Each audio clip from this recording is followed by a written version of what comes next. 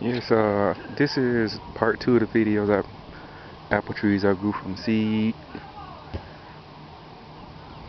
This is the 3-year-old tree that I don't remember the type of seed that I grew from it. But yeah, as you can see, this probably a tree that I'm probably going to end up experimenting with. Is probably as far as doing some type of grafting and stuff like that because of all the branches. I can probably experiment with different types of scion wood, try to have like multiple varieties growing from the same tree. This tree was as tall as I was, but as you can see, I had to do some pruning because these branches had got about as tall as me, maybe a little taller. I'm 6'4", but it didn't grow. It didn't grow. It stopped growing around last summer, and I had to prune them off. This is a tree I grew from an ambrosia seed last year. Put them in a pot, and I put them in the ground before really the first cold weather in October 2014. I don't think I'm going to wait around and see if what type of tree is going to come forth from this.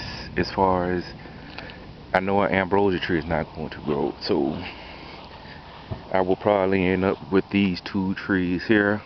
I'll probably wait another year and let them, probably get some scion wood and just graft on the top of them. Now, this is the tree I shot in the last video, well, the first video. I decided to shoot a better quality video with a better camera. As you can see, they're actual like apple somethings that are trying to grow from here. As you can see, this is a year 3 tree that I put in a pot in 2012, and look like apples are actually trying to grow on there. I'm going to wait and see what I will do with this. Last time I want to see what type of apple are going to come from it. If they grow well, like if they grow well, I probably will just let this tree be instead of grafting or whatever. If the apples turn out to be bad, then with all these branches, I could probably experiment with this tree as well, as far as top grafting or just grafting other types of apples on there. Now this tree here, this is a 3-year-old tree as well, but you can see it hasn't grown as well as the other trees. So this is a perfect tree that I can grow. I can top graft from. I can top graft probably somewhere around in here, because it's probably not going to shoot up like that tree did right there. Probably not going to shoot up, and I can just, if I don't wait too late, I can order some type of scion wood and top graft right there, and hopefully it'll grow from there. This tree here is one I put in a pot in 2013. I put it in a pot in 2013, and you see how tall it's getting. I will probably wait. If it grows like that tree back there, chances are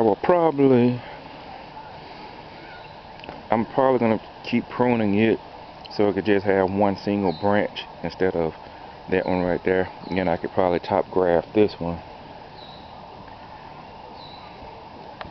Yeah, probably top graft that one so that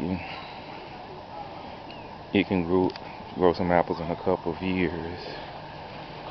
Same for this one. Put it in a pot in 2013. Put it in the ground in the fall of 2013. You can see it's a little thicker as far as the main branch turn. I pruned it because it had two branches like this about the same height, but the other one was not as thick, so I just pruned it so it can keep this one main trunk. That way I could probably top graft this one as well.